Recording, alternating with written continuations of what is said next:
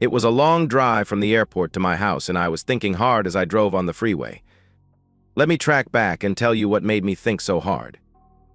I was in Denver all week attending a conference, and on Thursday my best friend Jason called me up and told me that he was getting a divorce. In fact, his exact words were, "The bitch has been cheating on me.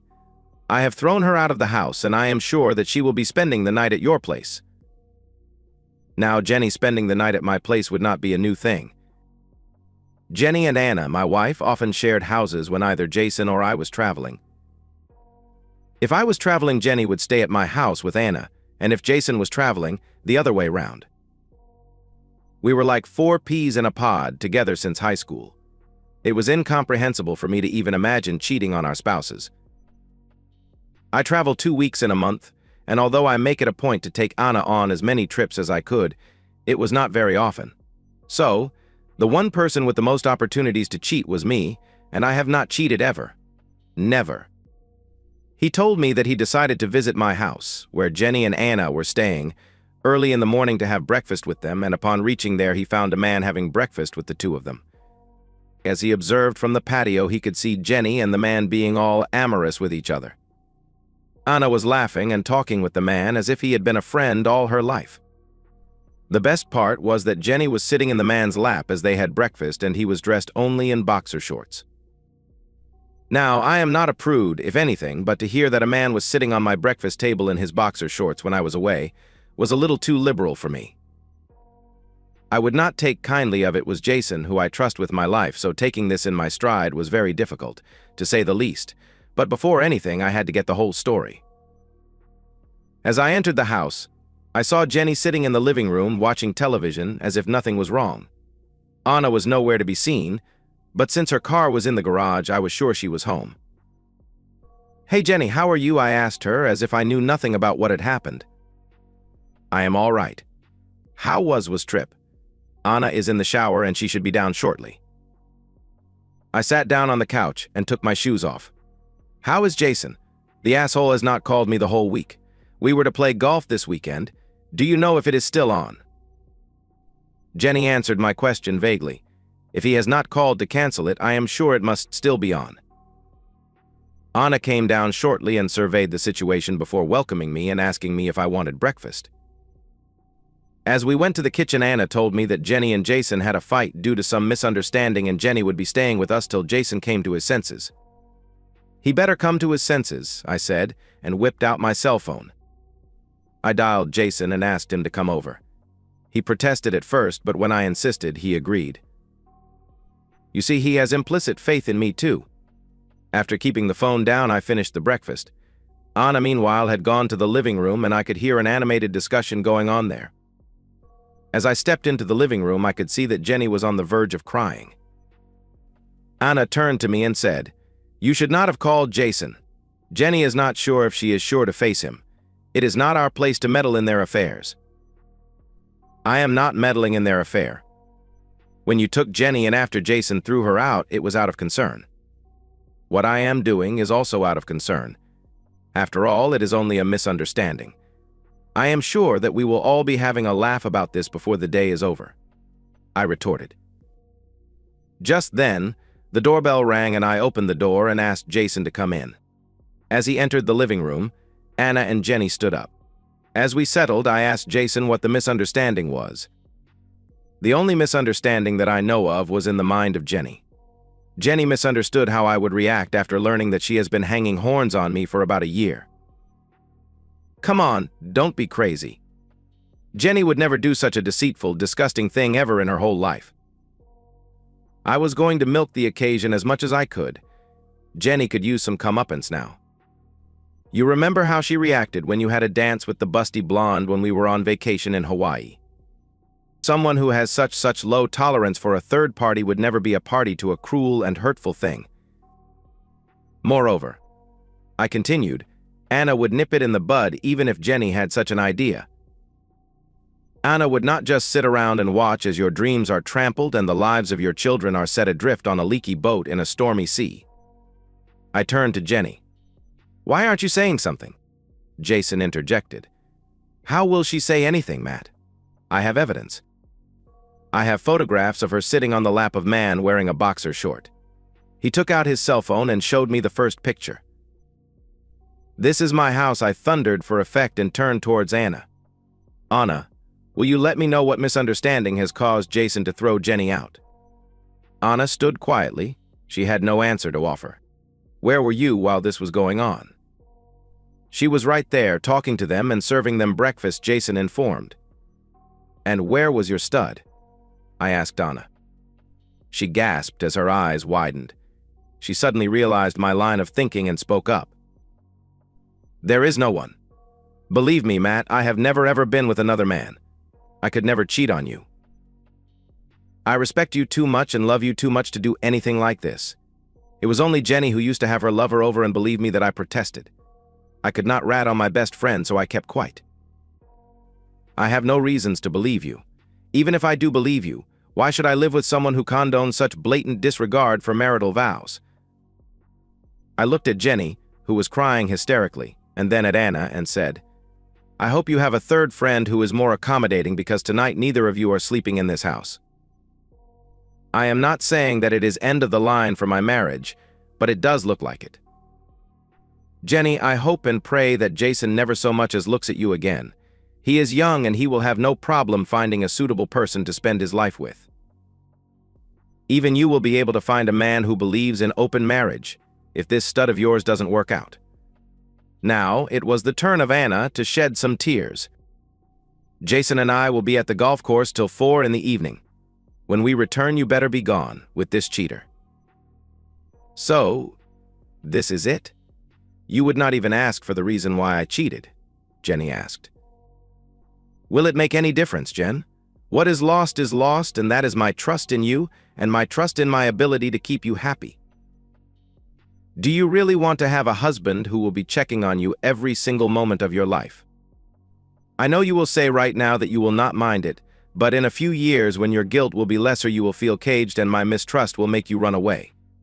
Let's break it clean so that I can move on. Jenny and Anna stood speechless as we walked out. Anna must have been wondering what hit her. If she had actually not cheated, the price she was about to pay for a character flaw was enormous. From the perspective of Anna, I sat wondering what just happened. I had done nothing wrong. I was not the one who was cheating. How could this happen to her? All that I am guilty of was supporting my friend at a time when I should not have. As I packed my overnight bag, my heart was breaking. Never in 1,000 nights did this dream come to me that I would be in a situation as hopeless as this. There was no doubt in my mind that the marriage would survive if Matt gave me a chance to explain things. However, the survival of the trust and ease in the marriage was under severe doubt. Jenny was no help in the state that she was. I had to decide where to go, and I decided on a small motel not too far from my house. It was a nice, comfortable motel, but sleep was far from my eyes. I just kept crying, thinking about how stupid I had been. While I was not very enthusiastic about Jenny cheating on Jason, I had gone along after Jenny convinced me that she was still in love with Jason and was doing it just for a little thrill. The rationale did not go well with me, but I strung along because I would not dare to let Jenny meet Simon at a motel where the chances of her getting caught and hurting Jason were more. I could, of course, think of a million reasons why Matt would not trust me. I had, after all, been hiding such a big secret from him. I was an accessory to the adultery and would be tried such in the court of life. I had no clue what would happen to me. We have no children, and Matt has no reason to stick with me if his faith is shaken. I know Matt better than anyone in this whole wide world. For him, words like loyalty, honor, love, and promise are not just words, they are the basics on which a man's dignity rides. He would never give you a false word, and he would never deceive anyone.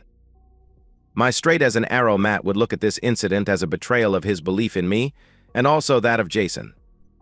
In the morning I tried calling Matt, but he never picked up the phone. For me, it was imperative that I got hold of him. I called up his office only to be told that he had taken a week's leave and was away from the town. I tried calling up Jason to explain matters to him, but it was futile as well, although Jason did pick up the phone once, but he hung up as soon as he realized that it was I. Meanwhile, Jenny was inconsolable. Her marriage had ended without any ray of hope left. Jenny never did study beyond high school because of the death of her parents. Being all alone in the world after their death, she was taken care of by Jason's parents, who were not too rich to begin with. They did take good care of her, but could not afford to send her to college or arrange for any higher education for her. Since Jason was an extremely good provider, she never needed to work, but I worked all my life despite the fact that Matt was a very successful guy. Now Jenny had nowhere to turn to. All that she would have to live on would be the money from the settlement after the divorce. She had no skills apart from cooking that could get her a job. I tried to be positive for the first 2 days, and still hoped that once Matt felt he had punished me enough, he would come back. That positive attitude vanished as soon as I was served with divorce papers. The reason listed was the incorrigible difference. For more than 8 years, I've invested my heart and soul into my marriage and have tried to be a good wife to him. I was not just his wife, I was also his best friend. Of course, there have been highs and lows as in any relationship, but we fought with and for each other to stay together, and we're planning to do that forever.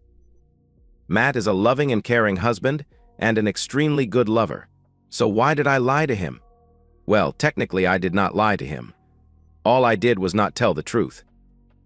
I can understand how his relationship with Jason was put to the test here. If our marriage survived, his friendship would not. Jason could never bear to look at my face again. Not just Jason, all of Matt's friends would look at me as an individual who condoned adultery. My social life was going to change drastically no matter what the outcome.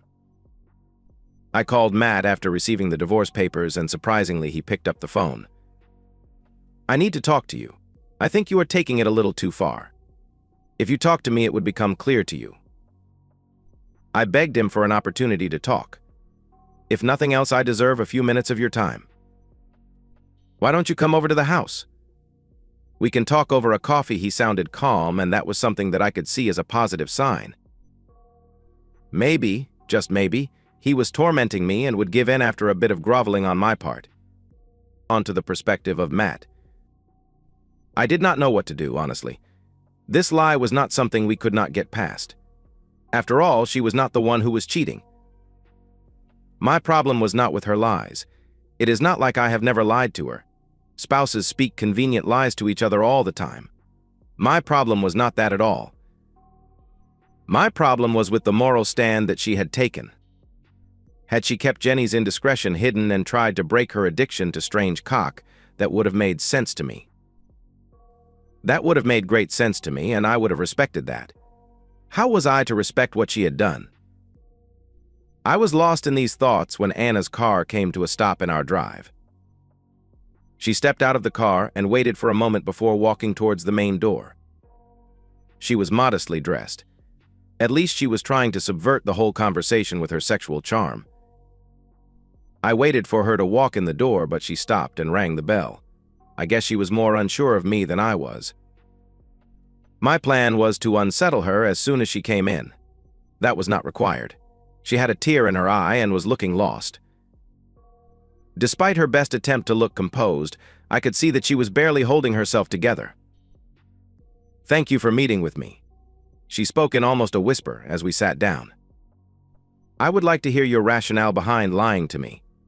I am most interested in knowing how can you justify that from this day forward. You've ruined everything that we have worked for in the last 8 years. She slowly but sternly started speaking. "I have done nothing wrong for our marriage. Yes, I have broken your trust, but I have not broken any of my marital vows. I still respect you and love you with all my heart. I have not once doubted your or my devotion to this marriage. What I am guilty of is bad judgment when it comes to an affair in which I was not a party. I am guilty of hiding something from you that most women would have hidden from their husbands anyway. She is not the first woman we know who has cheated, and almost in all the cases I have known about the affairs much before you have. You never questioned why I did not disclose it to you as soon as I found out. You were just not into these things." She paused for a moment and then went on. "I know this was different for you because Jason is a very close friend of yours, but you have to realize that Jenny is a very close friend of mine. I have not condoned her affair, but I had to do something to keep this affair a secret while I tried to make Jenny see some sense. If she had met her boyfriend at some motel, then the grapevine would have reached Jason's ears, and I did not want that to happen. Whatever I was doing was the best course of action in my opinion. Had I known it would cost me so dearly, I would have left Jenny and her sordid affair alone. Despite all my efforts, I had not been able to break Jenny's affair. I guess Jason did not satisfy her in the bed at all. That is what she said when I asked her why this was even necessary. She did promise me that when this affair would run its course, she would go back to being a faithful wife to Jason. All that I wanted to do was save their marriage one way or the other. As she paused, I realized that, in her own way, she was trying to do what she supposed was best for Jenny and Jason. My lack of faith was just that, my lack of faith. It was my faith that needed a reboot. I know what she did was wrong. She should have discussed it with me. She should have kept me in the loop. Was I ready to throw a perfectly good marriage over her half-baked idea about Jenny's affair? I don't think so. What I was sure of was a very pissed-off Jason when I would tell him tomorrow that I was asking Anna to move back in. In his eyes, she was guilty by association. I am not sure if I disagree with him. All I know is that I am way too selfish to let Anna slip away just to satisfy Jason. I had asked, essentially, that Anna put out marriage ahead of his friendship with Jenny. Shouldn't I be doing the same by keeping our marriage ahead of my friendship with Jason? I doubt that many of you would call Anna a culprit. She was a victim of her own botched-up design, but she was not a culprit by any stretch of imagination. Maybe this will come back to bite me in the ass, but I will be looking actively into that possibility. I am still not sure how loose her moral fibers have become in the push and pull of Jenny's affair. And that's the end of today's story. If you enjoyed it, please give this video a thumbs up and drop a comment below. Your support helps the algorithm push my content further. If you're new to the channel, don't forget to hit that subscribe button. It really helps me keep creating more stories for you. Thanks for watching, and I'll see you in the next one.